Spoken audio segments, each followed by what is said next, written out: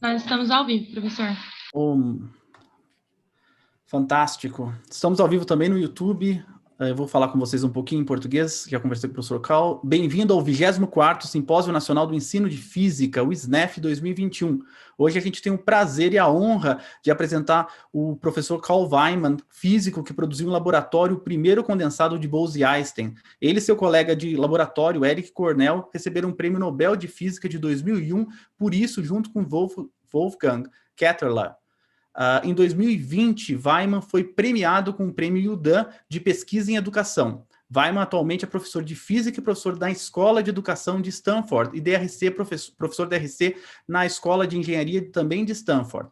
O professor Wiemann é o criador do FAT, Interactive Simulations, um projeto educacional aberto e venceu também a medalha Ørsted em 2007. Hoje o professor Wiemann vai apresentar a palestra Adotando uma abordagem científica no ensino de física. Após a palestra, o professor Arnaldo Vaz irá coletar as perguntas do chat. Professor Wiemann, thank you for your time. Please feel free to start when you are ready. Okay, well, thank you. It's a pleasure to be speaking to you here from far away in California, but it seems like next door. I'm going to talk about taking a scientific approach to physics education. But before I get into the details of that, I want to sort of identify what I believe is really our primary educational goal of as science educators, which is to help all of our students learn to use the knowledge and principles of science, and in this case, physics particularly, to make better decisions in their lives. And that means in their work, in their personal judgments, and in public policies. And so ultimately, I'll keep coming back to this idea of learning to make decisions. So what I'll start with is giving some broad educational goals and principles of learning that have come out of recent research on this, and then talk about applying these principles. Professor Carl, you are muted. Okay, I'm sorry. I guess I need to start over again here. My apologies. I didn't realize that muted. So I'm going to talk about taking a scientific approach to physics education, and with the primary goal is really to help students to make better decisions using the knowledge and reasoning of physics.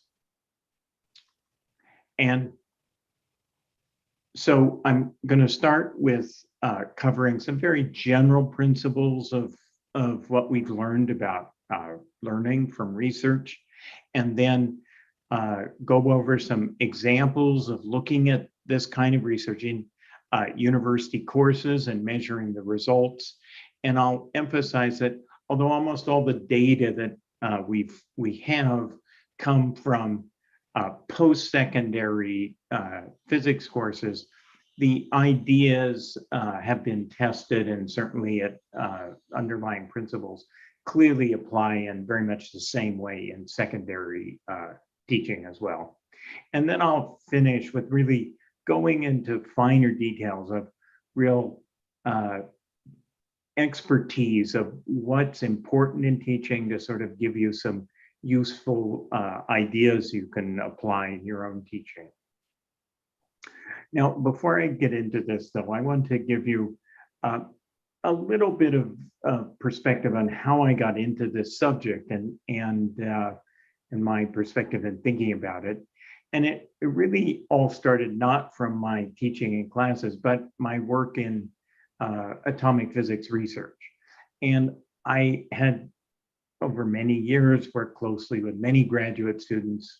And I saw that there was a very basic puzzle, which was that student after student would come into my research laboratory and they'd had many years of great success in their physics and math classes, but they really didn't know how to do physics when they were put in that environment.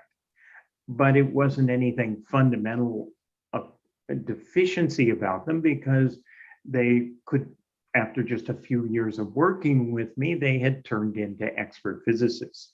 And so after I saw this happen enough times, I decided there's some fundamental principle here, and I needed to think about this as a scientific problem.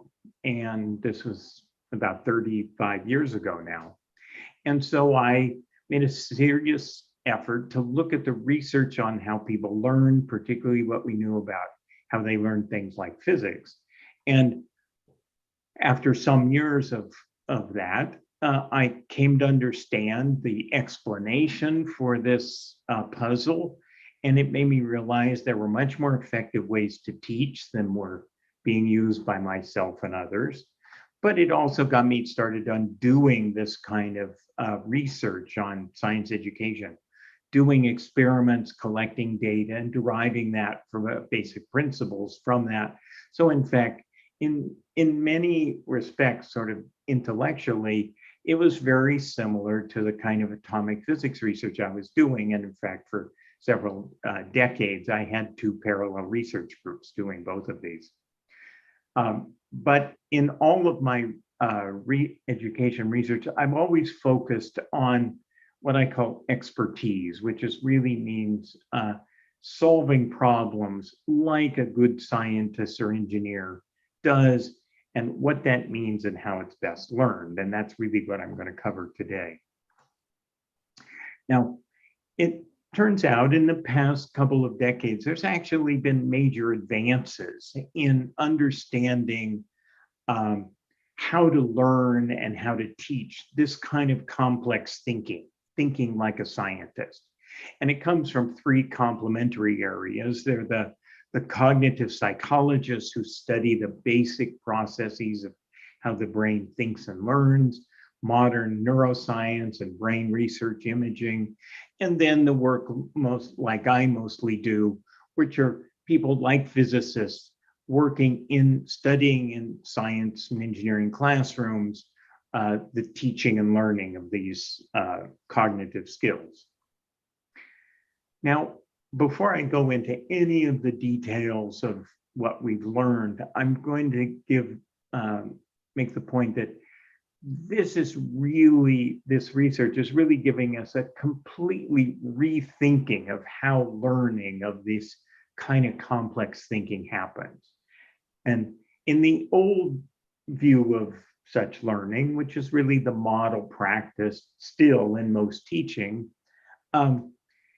these student brains, they come into our classrooms and they vary in different ways, and then we immerse them in knowledge, and that knowledge soaks in to different amounts depending on the initial condition of the brain. And so with that assumption that that's the way learning works, the primary educational focus of higher education at universities has been basically to think about what's the knowledge soup that we're going to immerse the brains in. That's the curriculum, the list of topics and courses, and then trying to select the best brains that it'll soak in most effectively for. So this is kind of the old view. And as I say, it's still practiced, but research is telling us actually it's quite wrong. That in fact, the new view that research is giving us says these brains come into the classrooms and they're not all that different, but they are highly changeable.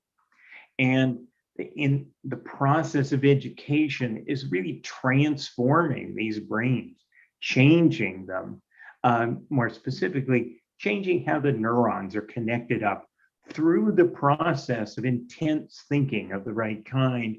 And these transformed brains then have these improved capabilities.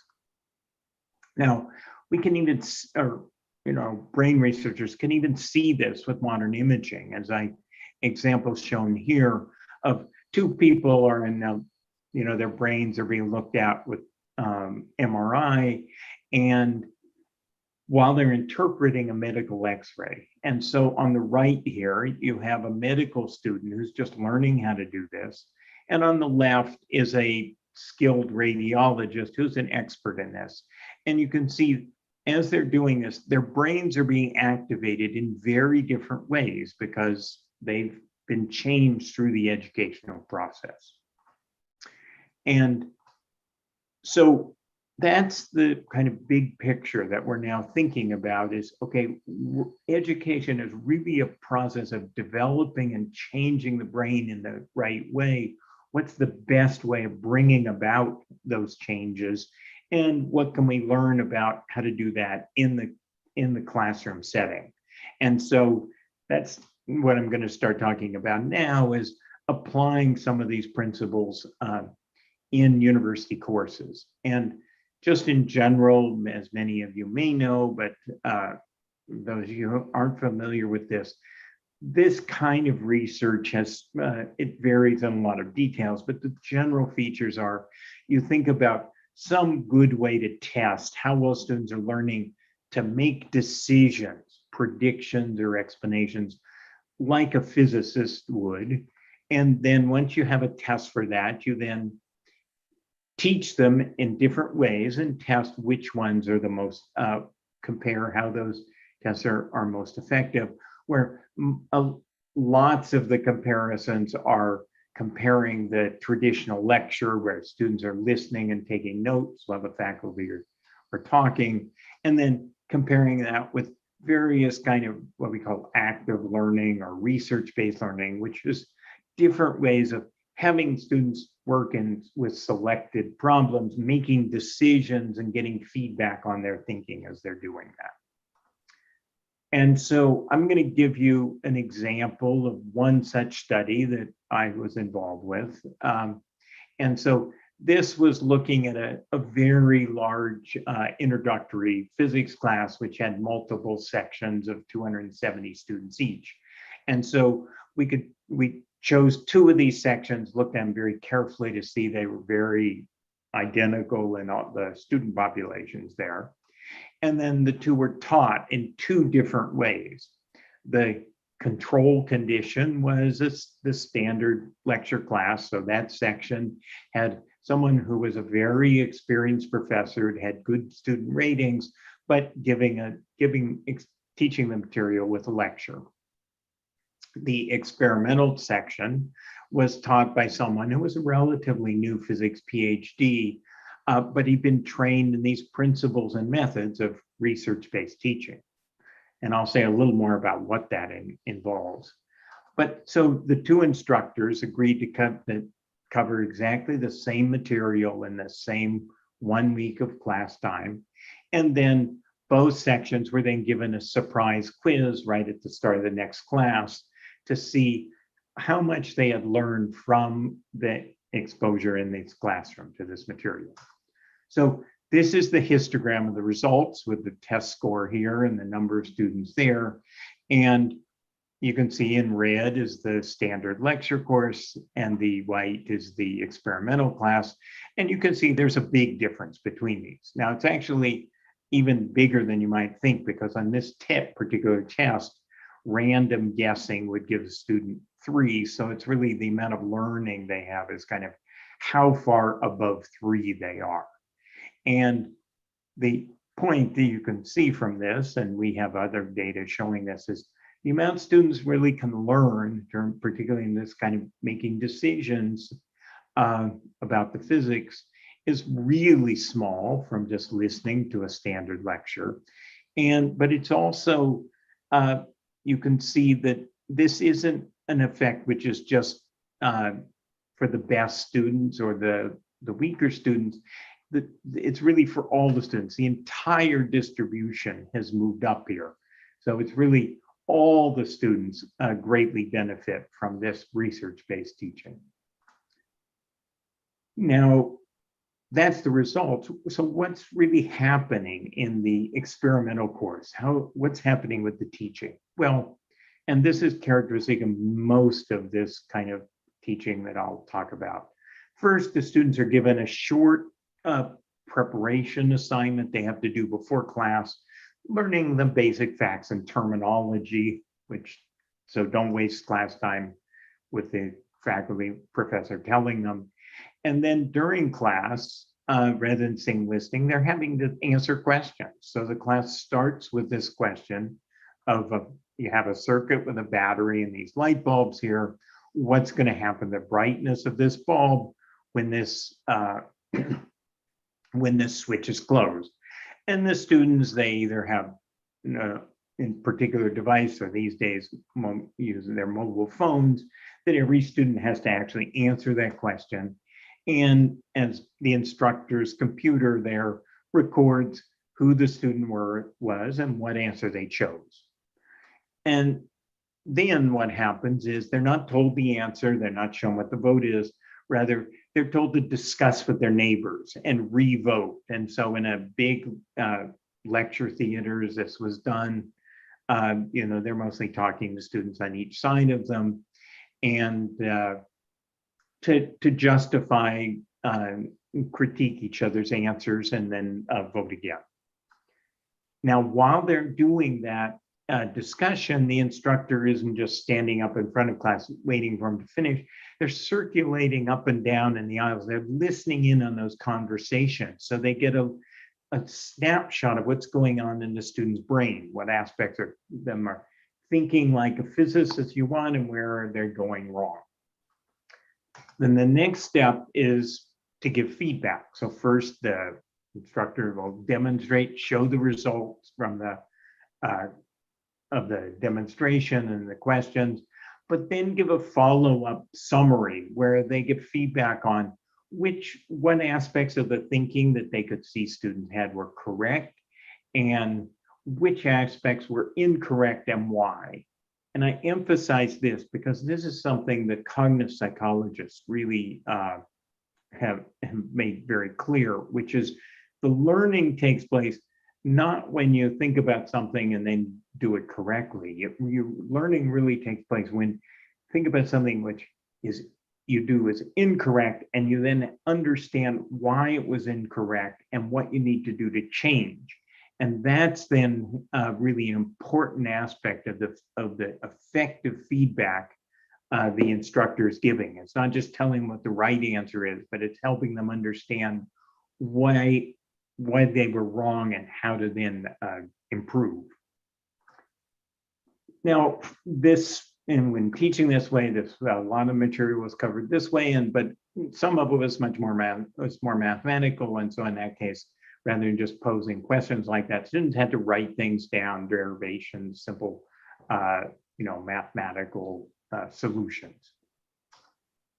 So if you think about what the students are doing, mentally during this process, they're practicing thinking like physicists. They're having to think about what conceptual models would apply here about how electricity works, and test them and see what they would predict. And they're having to critique the reasoning of themselves and others through the discussions with other students. And so this is really practicing thinking like a physicist, and that's getting the brain developed to be better at doing that. And of course, while they're doing this, they're getting feedback to help them improve. They're getting it from the fellow students. They're getting it from the comparing what they predicted with what they see happens. And most importantly, they're getting it from now the well-informed instructor who knows a lot more about their thinking and can help them more. Okay, so that's what happened in that class, but just to show you examples, some others of how these ideas aren't just special to one class and certain instructors, I'll give you a couple other quick examples. This is one, it's actually a different subject and measuring a different quantity here. It's looking at computer science, and it's looking at the failure rates in these courses. And this was someone I worked with at San Diego, and they took the instructors of the 4 core introductory computer science courses, and they looked at the failure rates. And they looked at the failure rates when these instructors first were teaching them a traditional lecture they had for many years. And then they switch to this research-based teaching, the kind of what I just explained, with students posing questions, students having to discuss, and so on. And you can see across all these different these 4 courses and instructors, dramatic decrease in the failure rates. And so you have an example here of the same 4 instructors simply adopting better teaching methods, and they now have about 1/3 the failure rate they used to. So this is many more students who are able to be successful in pursuing a major in computer science just because the teachers had learned to teach better. I'm going to give you another example. This is back again in teaching introductory physics.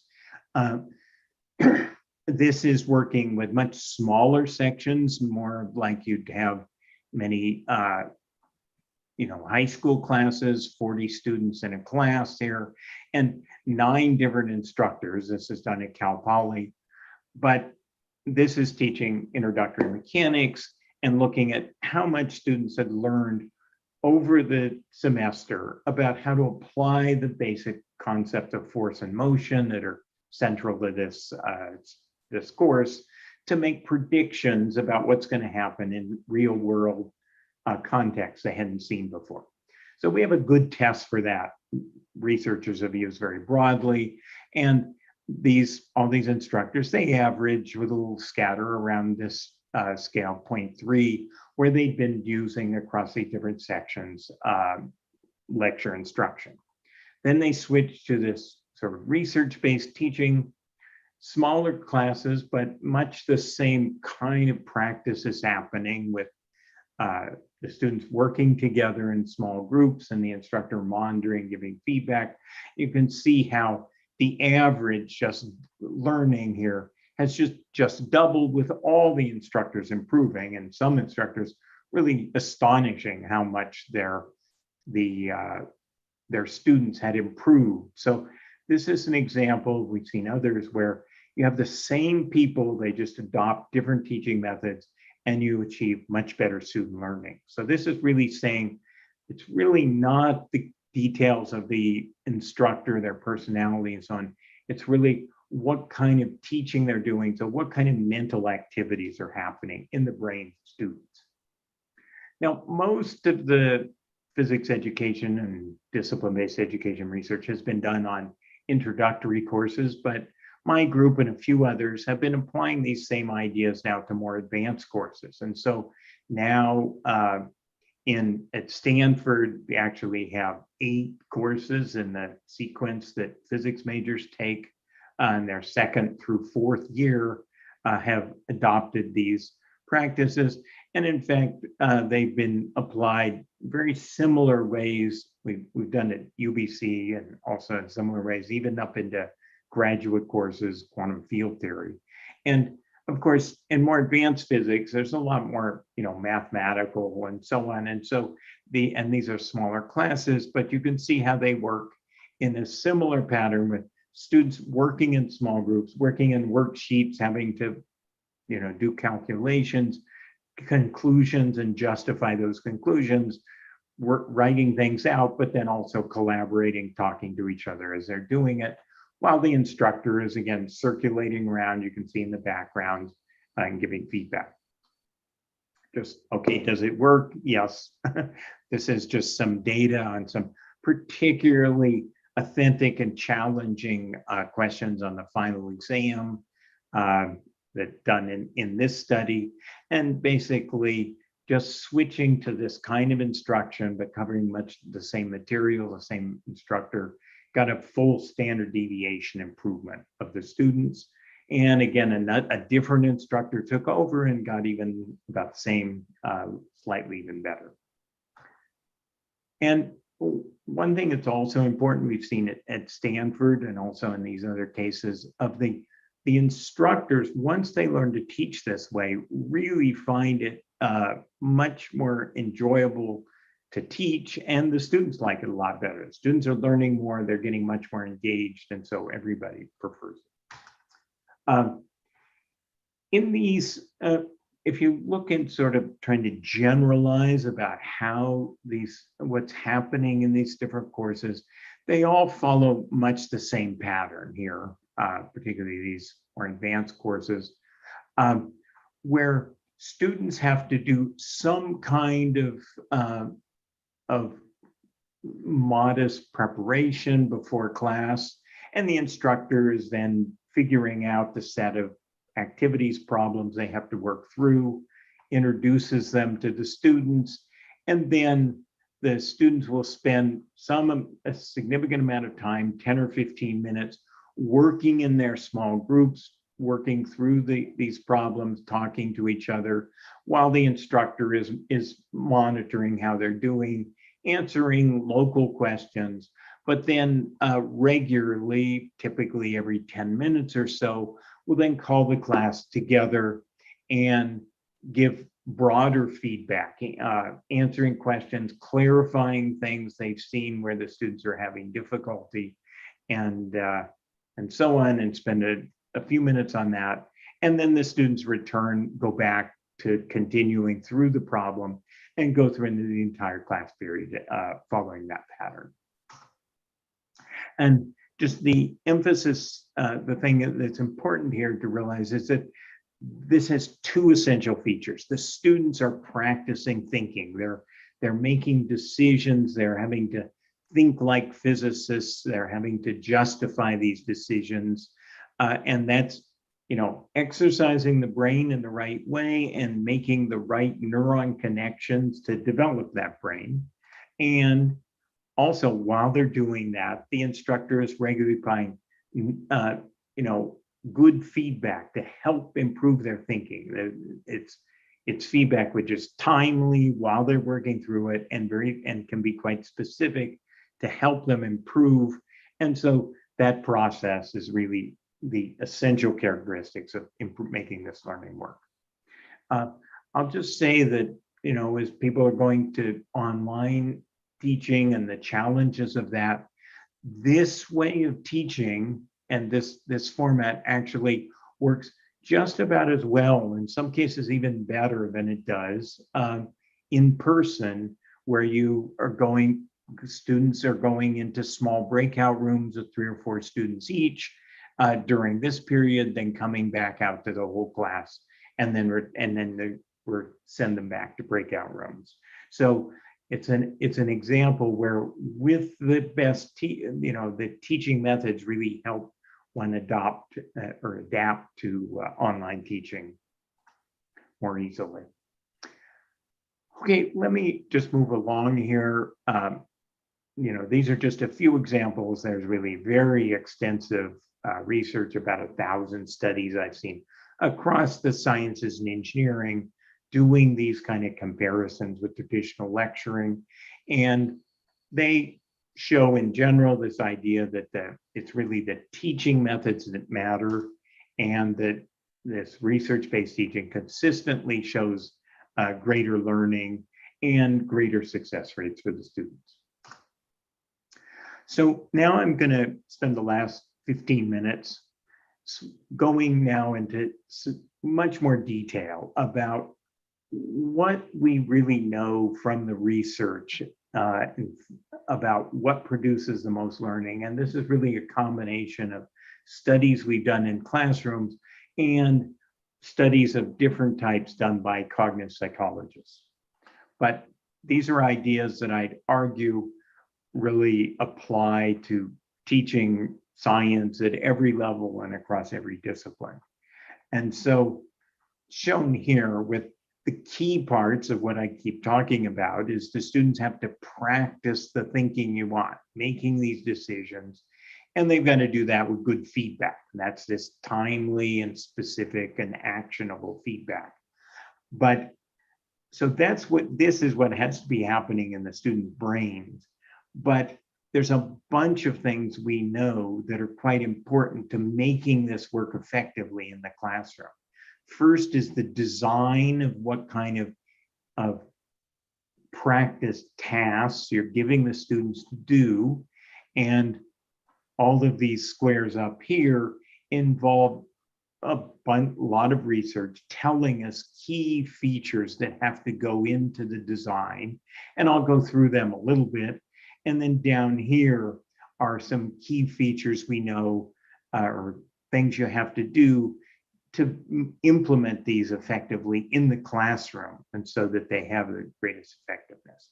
And really, these boxes, I would argue, define teaching expertise in a way that was really impossible to do, let's say 20 years ago. And by that, teaching expertise, what I mean is, just like in medicine or other fields, they give you a set of practices that research shows if you understand, apply these practices well, you will get a better result. In this case, more student learning than if one doesn't. Okay, so let me, and if you really want to measure how well you're doing at adopting these, we have a teaching practice inventory is a tool that my group developed to actually allow one to characterize how well a course is really using the most effective research-based methods. Okay, but I'm going to talk about a few of these things, of what you as a teacher need to be thinking about when you're implementing these ideas. So I'm going to start with the disciplinary expertise. This needs to capture what it is that, the thinking, the important thinking of physics that you need the students to be practicing making. And so this is something my own group has been studying a lot, is how experts in science, including physics, solve authentic problems, and what is the thinking that needs to develop to do that. And what I find is the key aspect is that they're making decisions about problem solving with limited information. And it turns out, quite surprisingly, for across all these different fields and subfields, they're making the same set of decisions, 29 of them.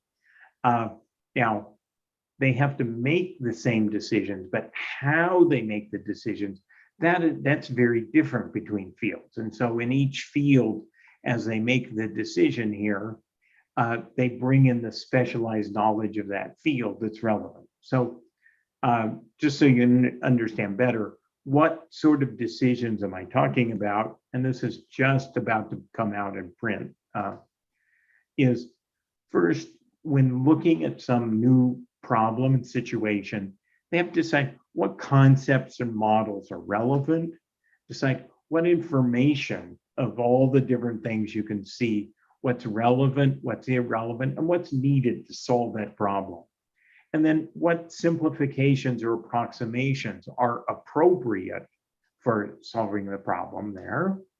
And then deciding, okay, which of all the possible ways one could go about solving this, which ones are the most appropriate and going to be useful, and deciding on which ones to pursue, then deciding on the plan for pursuing this, getting the information you need.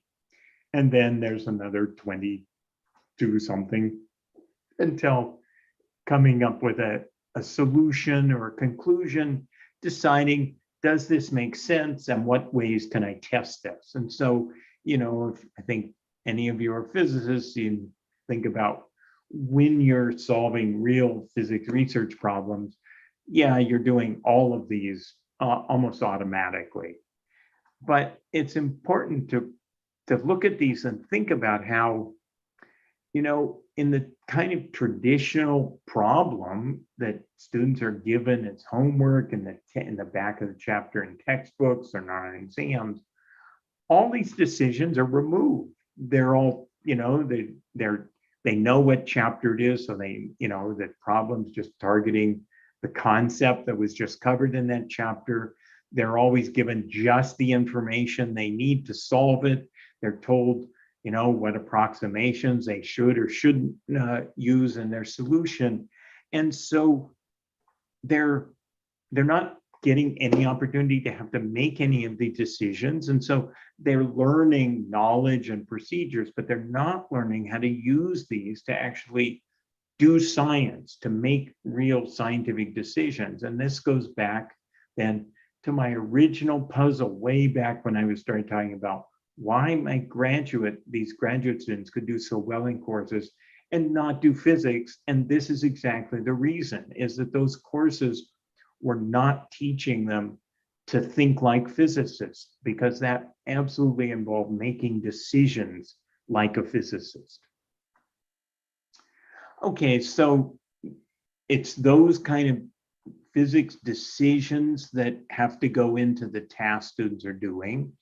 And the next two I'm going to just jump over because those are fairly obvious. They need to have, they need to be at the right level of difficulty. Obviously, the task and the knowledge needed for it needs to be something that's challenging for students. It really causes them to have to think hard, but not be impossible. So that needs to be matched to their, the right background level and experience. And then we also know from research, motivation is critically important. Students learn a lot more if they're motivated to really try hard to learn. And so one has to think a lot about how you design the problems, give the questions you give, the feedback you give, to motivate the students to see that this is something interesting and worthwhile and worth putting in a lot of effort into. So, we know details that, but that's not so obvious, or not most of you can figure out, so I'm not going to take time on it. I'm going to jump to brain constraints, because this is something that's quite fundamental and important, and it's something very few teachers know about. And it has to do with some very basic processes about how the brain works and how the brain remembers things. And so a somewhat simplified view of how the brain remembers is it's got two components. First, there's the long-term memory here. And this is what most of us think of as memory. It's got enormous capacity, remember many things, and long duration. And so, you can remember things from years, decades ago. But studies of memory show that in addition to this long-term memory, there's something called the short-term working memory. And it's really like a buffer that new information has to go through before it can go into this long-term memory bucket. And this working memory buffer, it's very different from long-term memory. It's got a tiny capacity. The typical brain is human brains in the 5 to 7 new items that it can be keep. And the time scale is short. It's sort of minutes. And so this comes in, is very important in the classroom situation, of a 1-hour class and so on. And a good way to think about this short-term working memory is it's really what the brain can pay attention to. And if you think about that, you realize, oh yeah, I can only pay attention to a few things and I have to keep remembering or I lose it quickly. Now, what's really critical here is that because of this, the way this works is that anytime that there's some new information coming in, a student sees something, for example, goes into the working memory, it pushes something out, and that which gets pushed out never makes it into long-term memory. And because it's not processed and so on. So this limited capacity and time is really critical in teaching. And so to remember that, if you tell students something extra additional, it always has a cost because it interferes with other things. And it's like a computer with very limited processing power. Anything additional you call on to do, it reduces what it can process and function. And so there's lots of things that do this, that fill up this working memory and hurt learning. The most serious is split attention. And so if you have if your students are, checking their mobile phones or looking on the internet or something else during class and paying attention there, that's filling up that working memory, and it's just tremendous, completely wiping out or greatly reducing what they can learn of the material you're trying to present to them.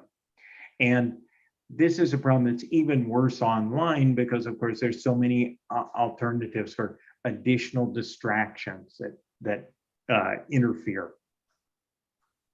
And this is one reason of this kind of active learning where students are having to do things that it's only part of the reason, but it's clearly a big part of why they learn so much better is because it makes them have to focus and doesn't have as much interference.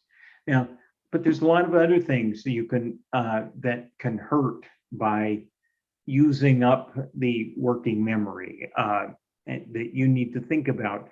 You know, if you start using a technical jargon term, or you want to illustrate something, but instead of a simple sketch, you have a nice picture that looks more attractive and brings in other things. Any of these things they have students pay attention to actually hurts their learning by interfering, by filling up that working memory. And the thing that gets the most attention when I tell the students or faculty this is those interesting little jokes or stories that faculty tell. That actually hurts learning. And the students and faculty, they say the same thing. Students say, well, that can't be. That's the only time I paid any attention to them. And the faculty say, but that's the only time students were paying attention to me. But that's exactly the point. If they were paying attention to that story, it means they were paying less attention to the physics ideas you wanted to be thinking about. So unless that joke or story really is directly related to physics ideas, it will actually hurt their learning. There's another aspect of long-term memory that's important, which is that the biggest problem actually isn't getting things into long-term memory. It's the recall when you need it. And the problem there is learning new stuff really interferes with recall. It actually connects up additional neuron branches and so on. And so when you want to go sort of pull out the right thing from the right part of your brain, there's lots of alternatives for it to get shunted off to other places. And so, but what we know about the brain is that what this means is for good long-term retention, which is of course what we ultimately want in learning, is that you have to suppress this interference due to learning new things. And so, and it turns out that there is a fairly straightforward way to do that. As you're learning new things, if during that process you periodically go back and recall the earlier material, then that's actually quite analogous to a quantum measurement. It cleans up the interference of other connections and helps improve long-term recall. So what this means is you can't think about just covering chapter 1 in the textbook and testing and figure, okay, students will learn this, now I don't need to spend any more time on it. You really have to go and, as you're covering chapter 3, 4, etc., periodically go back to chapter 1 and have them remember what was in that so that they don't get this intermingled interference. Otherwise, learning material in chapter 3 will actually hurt their long-term learning of chapter 1 material. Okay, let me just finish up saying a little bit about implementation in the classroom, because we have research on that too. So first, it's really important, as I say, to design good tasks with the right things to do, but it's also critical that students have clear deliverables that they have to produce. So they have to do something, produce it, that know that they're seriously engaged in every student doing that, and the instructor can monitor what they're actually producing. If you want them to work effectively in small groups, you have to set some norms of how people should behave and interact in those groups to get the best benefit from it. But there's also this aspect of social learning. Working in small groups, actually, it's not just convenient and some, the students who know the material teaching the others. It actually has a fundamental cognitive benefit here. And I'll just say, we know that you want numbers about 3 or 4 is clearly better than other numbers or working in groups. But also, you know, a lot of times faculty instructors have trouble understanding why, you know, why should it be better to have the students spend time talking to other students than it is having listened to an instructor who's an expert explain the subject. And this is a really interesting phenomena, but it turns out that the human brain is set up so that when you're actually teaching or having to explain something to others, bringing in this social interaction, it triggers a unique cognitive process than what you're just thinking about something on your own. And that additional cognitive processing actually produces more learning. And this is a well-documented research phenomenon. And so that's the big benefit here of why having students work together, is that essentially it brings in more cognitive power for them. It's also very important and useful as a teacher to be able to listen in on those conversations, and so you understand better about the student thinking, and therefore you can give them more effective feedback. Okay, so I'm just going to finish up here, and then we've got a bunch of time for questions. Now, I'm sure that some of you are thinking, because I always get this in talks in one way or another, is that I'm saying, boy, students really aren't learning anything from traditional lectures, but some of you are thinking, oh, but they can't be that bad. I went to all these lectures, and as a student, and look, I turned out to be a successful university physics professor. But my response to that is, actually, bloodletting was the medical treatment of choice for literally 2,000 years, and using exactly the same logic. That, okay, some people were treated with bloodletting, and look, they got better. So they were, you know, they got healthy. So bloodletting must be effective. But of course, we know that's not true. And the point is to do science, you have to actually have a proper comparison group between the different methods. And I would argue that, and that's what we're seeing, is that, you know, if back when you were a student, future university professors, if you'd had better teaching, you would have been more successful, and likely, or more importantly, many more of your classmates would have been more successful. Okay, so with that, I'll stop and we'll take questions here. I'll just give you, these are a few references to learn more about this. I'll make sure my slides are available to share. Here's a couple of books that I particularly like. Well, I guess all 3 of, I guess these are all 4 books here. And at this website here, we have a lot of resources for implementing the details of these teaching practices. So with that, I'll stop and thank you and answer questions.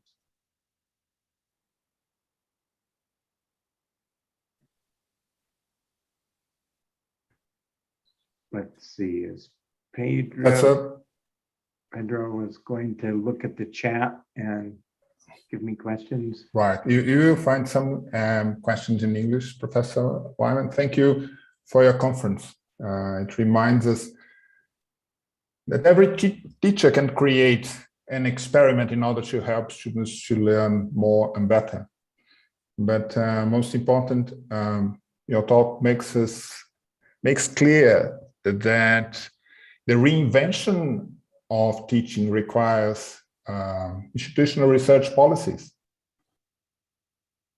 So yeah. I wonder if you would answer a question about your experience in the realm of politics when research policies were at stake. Sorry, you mean research policies about physics or research policies about teaching?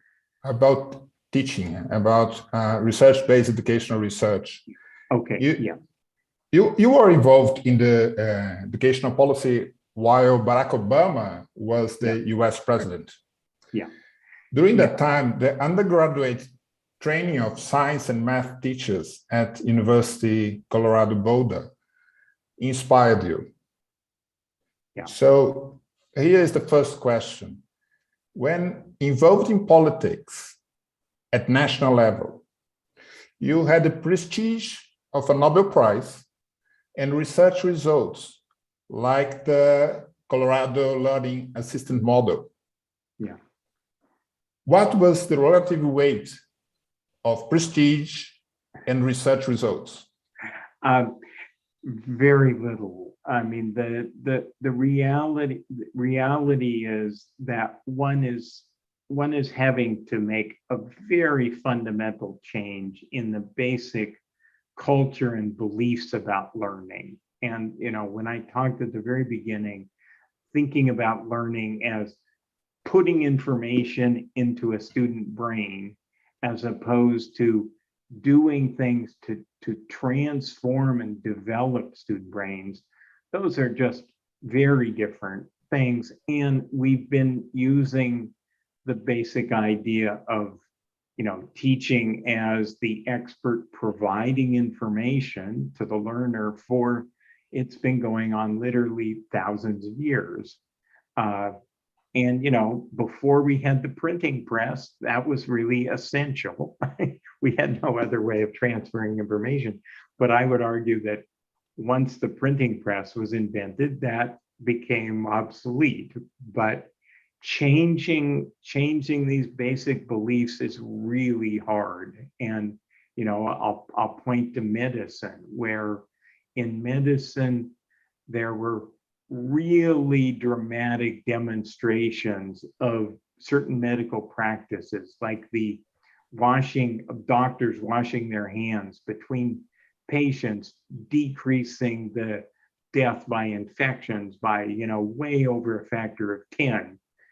And yet it took 40 years between that research and it to become commonly accepted that doctors in hospitals should wash their hands. So, you know, it just is really hard to change people's minds about these things. And in my own work, I've looked hard at different ways to do this. And research doesn't convince people very much.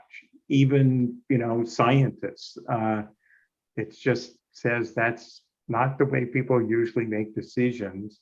There needs to be incentives, you know, and even with doctors, they find out if they don't monitor them and give them incentives for washing their hands, they won't do it as well.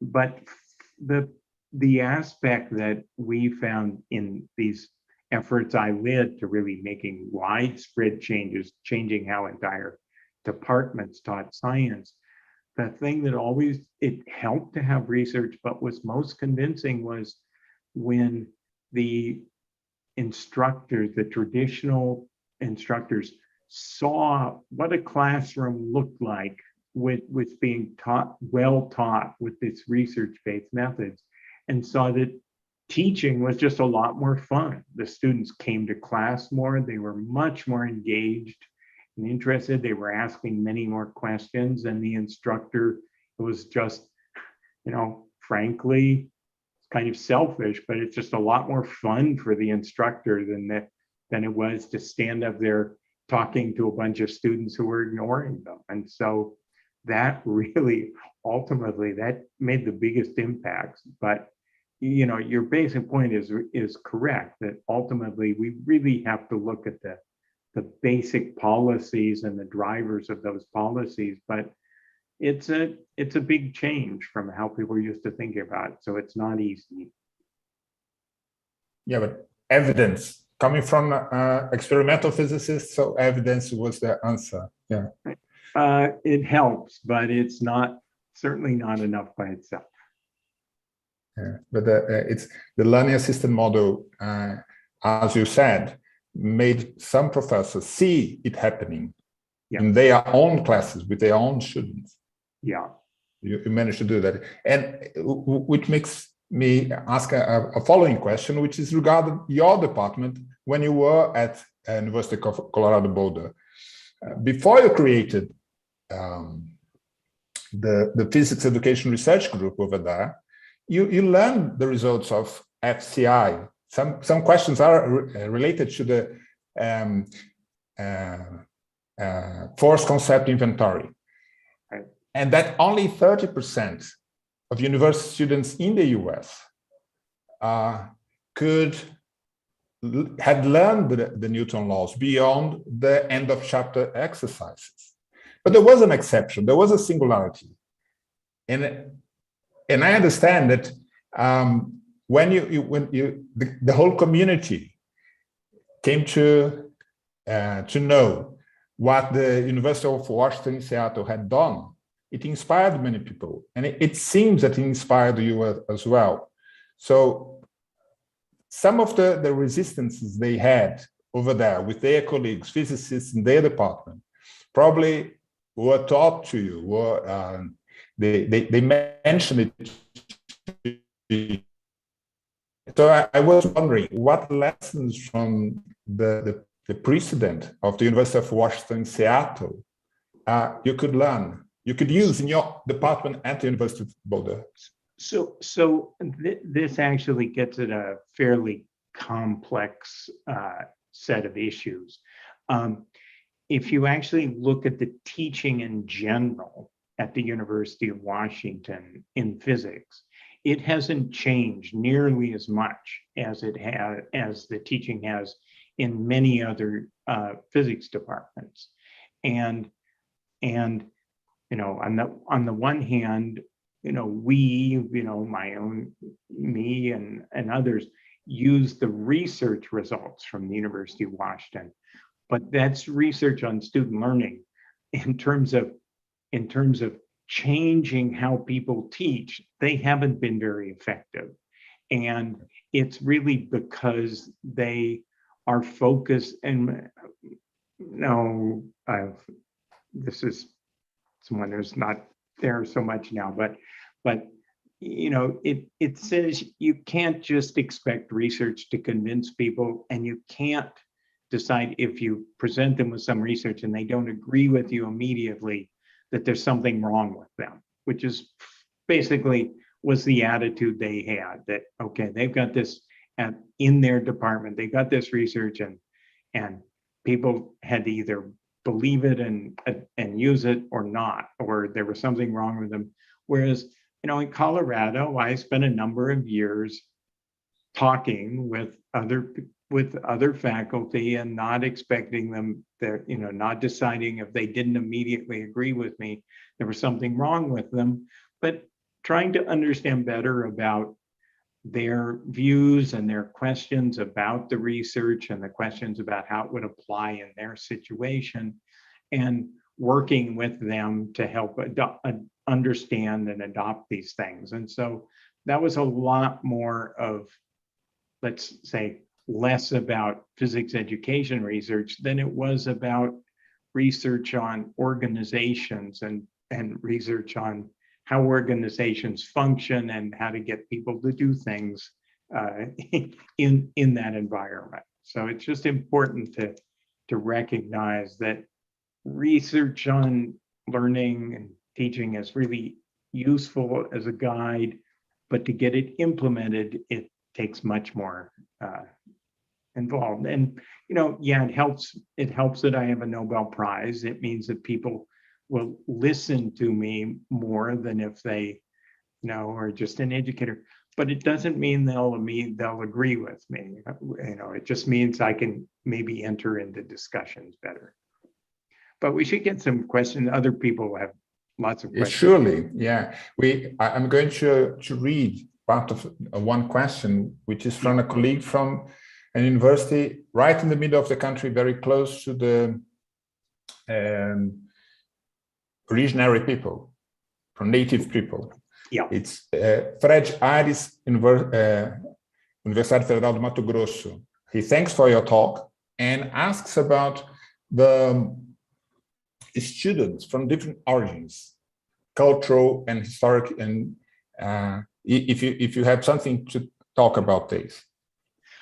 Yeah, this is a really good and important point about how were these things affected. I was sort of generalizing as if all students were the same, and they're not, obviously. And so there's a couple of different aspects of this that are quite important. One is getting students to buy into, to understand this is a good way for them to learn.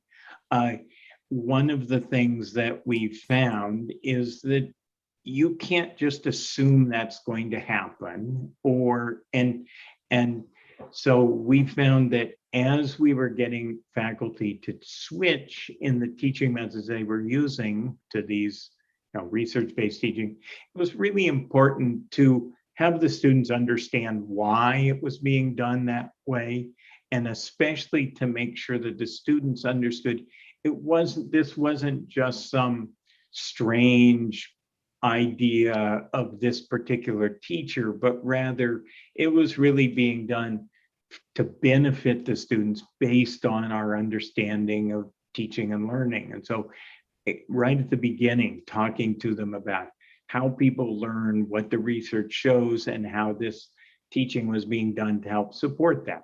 And so that they could see that it was, even though it was new and in many cases strange and different to them, they could start to then understand how it was being done for their benefit. And over time, they would actually get more and more, they'd understand it better and it become much sort of more and more in favor of it. So that's just an issue of introducing the ideas to the students. But then the second part, and really what this question is about, is how does this differ with different students and different student backgrounds? And that's an area where, frankly, research, we don't know all the answers. We don't know very many of those answers. This is an area where the research is focusing much more than in the past. In the past, it was kind of looking at overall averages and distributions.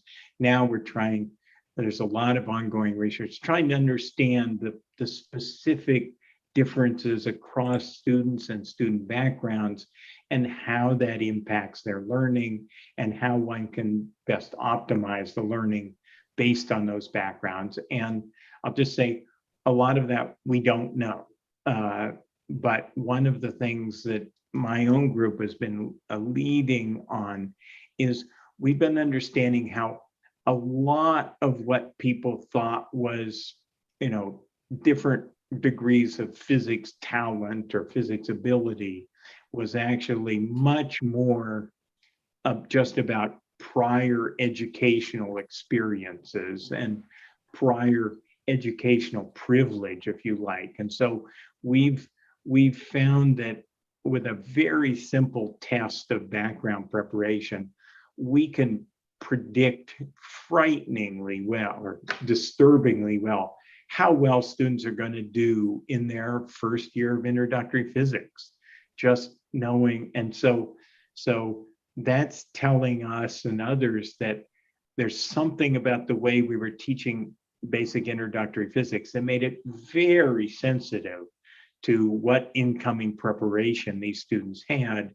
And we're now trying to understand better how to modify that, what kind of differences and changes, so that it doesn't, so that it basically a student isn't going to fail almost automatically just because they didn't have quite as good preparation. And this is, I want to emphasize, this is true for Stanford students who by all these different measures are extremely elite and extremely successful. And yet what you'd think of as quite small differences in their high school background turns out to have tremendous impact on how they do in their university courses. And so, like I say, we know we've learned that it's important, but we're still learning which features are most important and how to best take that into account in the teaching. And that's that's an important area of research that needs to be carried out. And to translate a question from Orlando Aguiar, research have been showing the importance of scientific inscriptions as a fundamental condition for learning. Does it mean that the active methods like peer instruction would give benefit for learning? Is there a correlation between the two things? I missed the link. The link was bad for part of that early part. Can you repeat? It's my fault on translating the question. Maybe if no. It was just it didn't come. You didn't come through. But yeah, go ahead. All right. Maybe just research on scientific inscriptions is very important for learning. Have shown how important scientific inscriptions are for learning. Learning of scientific inscriptions is a key element for scientific learning. Does it has an implication that on the benefit? The benefit, I'm catching my image because I saw a message here about the link. Yeah. So I'm go ahead and I think I understand the question here, and what we're now sort of getting general enough principles that what we see is what is critically important is to practice the thinking that you want people to learn. And so you really have to think about what's involved in how scientists work, how they make decisions. And then, when you talk about peer instruction and things like giving students questions and having them talk, it's really not so important, the giving them questions isn't important. What's important is giving them questions that have them practice thinking like a physicist and having them discuss them and justify in that process, practice the discussions and the reasoning processes of a physicist, so that you make the brain work and exercise the brain in a similar way. So that's really sort of the guiding principle that I think we now got enough data to state quite directly, is just you want them to learn related to how scientists think.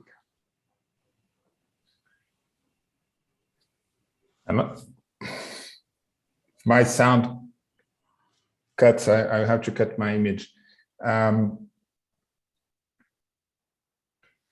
There's a question here about problem-based learning. Eliandro asked it. Is the research method similar to your research method, inspired or similar to the problem-based learning? Is it feasible to apply the Harvard method in physics teaching? The simple answer is yes. There's a lot of overlap with problem-based learning, but the slightly more complicated answer is problem-based learning is not sufficiently well defined or specified to make a clear answer to that question. If I think about problem-based learning as giving students a problem, which they have to then, and it's an interesting, worthwhile problem that they have to work through, then that's basically a good idea. But in some problem-based learning, the students are left to just go ahead and go through that. And what's missing there is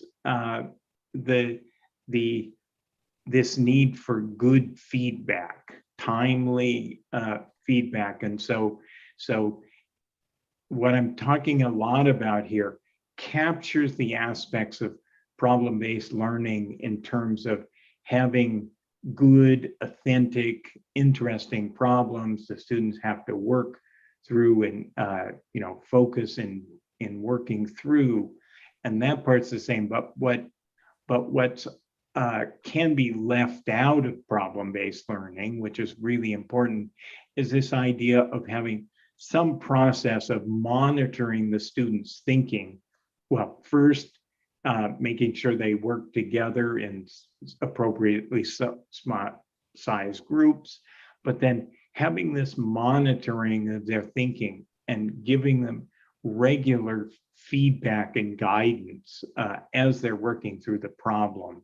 So it's that's kind of not always there in problem-based learning, but it's really an essential component to making this work. But if you have that, then there's certainly a large overlap with the idea of many of the ideas of problem-based learning. But I think if you look at the research that's on problem-based learning, it's quite variable. And I think it's because of these factors that I'm talking about, which sometimes get left out of it.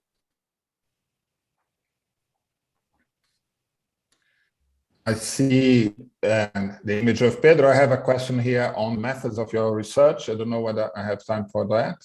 Can I ask? We have more 10 minutes. Okay. So Caio Ferrari is asking, I will ask the help of the translator. I will read in Portuguese so that the translator will get the best translation for you. Caio Ferrari, as avaliações aplicadas no grupo experimental e no grupo de controle versavam sobre conceitos ou resolução de problemas tradicionais?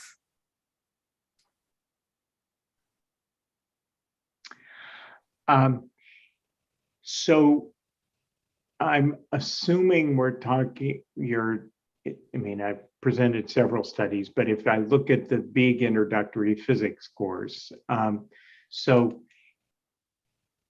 I actually, well, there were a couple different studies, but in the one course, both groups covered both concepts and quantitative problems. The two instructors agreed before, at the beginning of what exactly were was going to be covered and the specific learning goals that they wanted the students to learn. And so that was a combination in that case of both concepts and some amount of quantitative problem solving. But this question does raise a good point, which is that in a reasonable amount of this physics education research, and particularly in the early days, people were using these basic concept tests like the force concept inventory, and then really and showing students couldn't do that. And then the teaching really focused on that and having the students practice doing such concepts. And what was seen was that students could get a lot better at doing those kinds of problems, but they didn't get any better, they stayed about the same at doing the kind of more traditional quantitative physics calculations.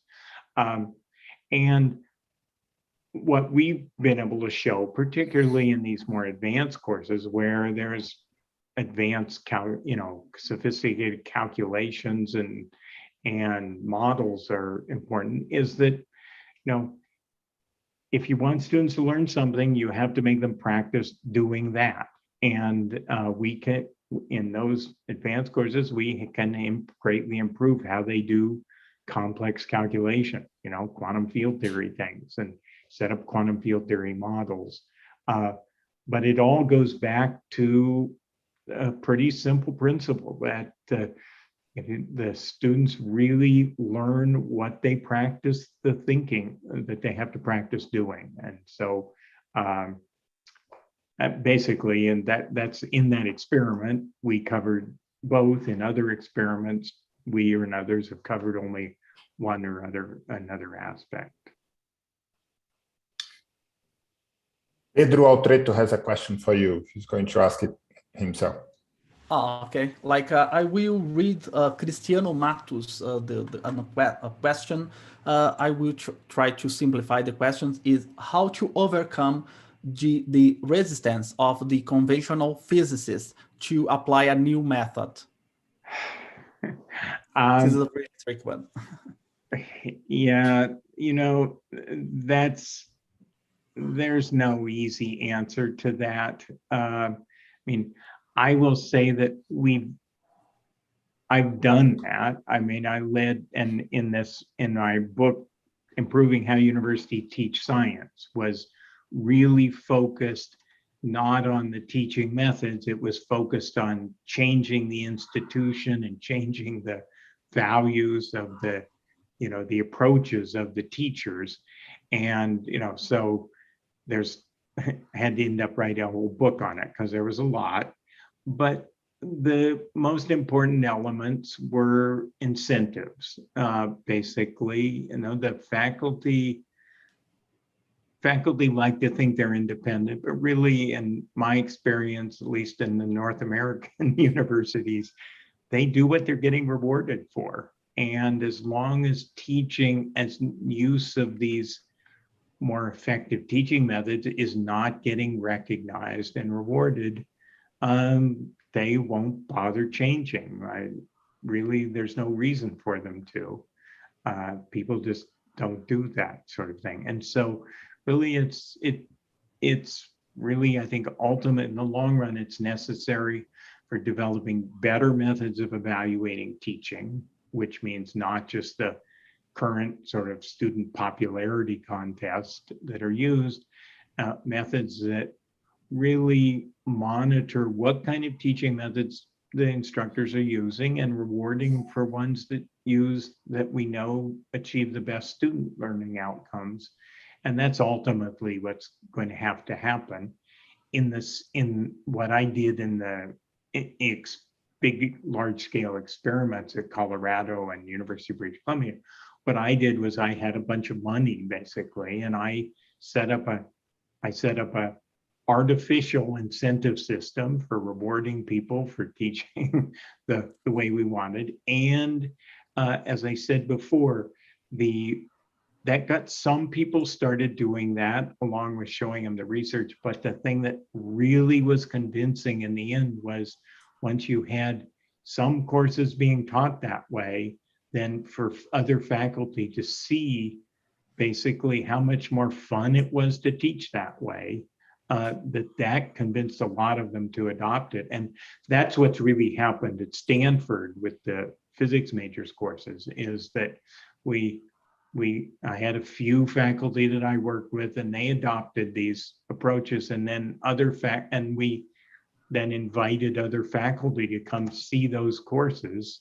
And that's convinced a lot of others then to see basically that it was fun, that it wasn't that hard to adopt, and we provided some resources to help people learn how to apply these, and that was successful.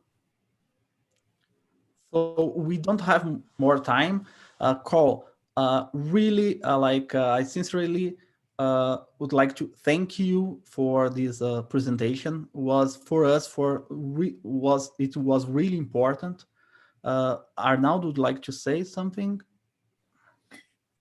The same, and just highlight the fact that you restated one important idea, that sustained support for research is much necessary if you want to make a real change in teaching. It's important to be creative, it's important to love physics, but more than that, you have to have institutional support. So thank you very much for bringing these over in the name of Sociedade Brasileira de Física and all of us here. Thank you. Okay. Thank you very much. We have received a lot of questions, so probably we are going to make a document, an English document, and I will send you those questions. Okay, I'll see how many there are and how much time I have. Okay, fantastic. Thank you very much for your right. time and kindness. Okay, goodbye. A final word from the Comissão Diária de Pesquisa e Ensino de Física, agradecer ao convite da organização do evento para um representante estar aqui fazendo as perguntas para o professor Wiemann. Thank you, Carl. Thank you very much.